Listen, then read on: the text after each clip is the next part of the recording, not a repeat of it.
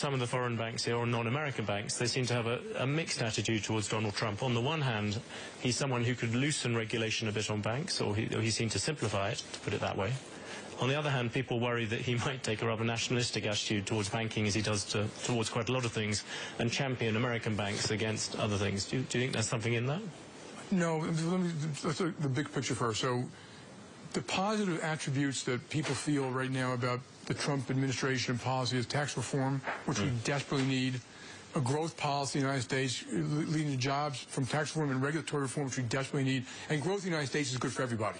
It helps drive the global growth. So, you know, people, the side that people are worried about a little bit, and I think it's maybe blown out of proportion, is trade. And so they're listening to, you know, tweets and one-liners and statements like that, which are, you know, the president-elect has said, you know, I negotiate that way. I put it way out there. If you read The Art of the Deal, yes, you know, he'll tell you.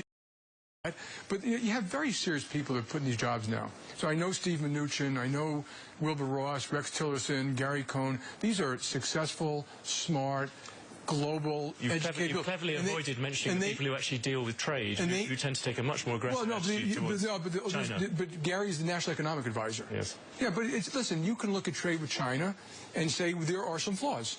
And here we should do some things. So I'm saying the statement and the real policy, I think, has yet to be done. I think the real policy would be kind of rational and thoughtful. And, you know, like I said, you can look at any trade thing and say it was not completely fair to America.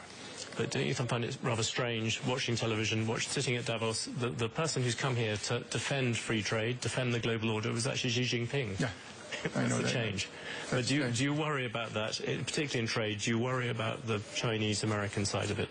That Donald Trump does something provocative that forces Xi Jinping to do something provocative back? I am not worried about it, and I may be irrational. I think that these very rational people will be very thoughtful when they go about the actual policy. You know, the president-elect also knows that, you know, he negotiates with people, but at the end of the day, when you build the building, you need engineers, you need contractors, construction work, design stuff.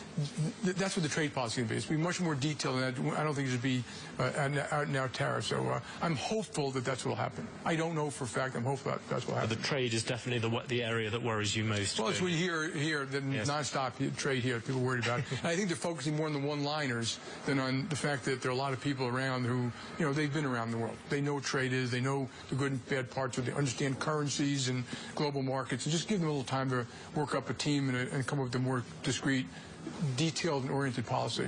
What about the Chinese financial system?